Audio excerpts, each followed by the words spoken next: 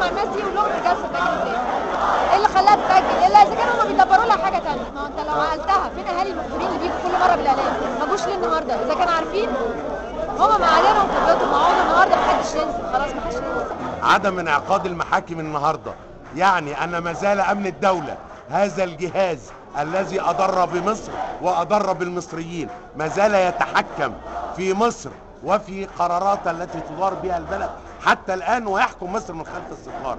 اما النهارده الامن والنظام الموجود بتلك الحكومه الرديئه النهارده يخشوا على البلد من محاكمه قتله خالد سعيد، ده يعني ان وزاره الداخليه ما زالت تحكم مصر بالمنهج القديم بمنهج القهر والبطش.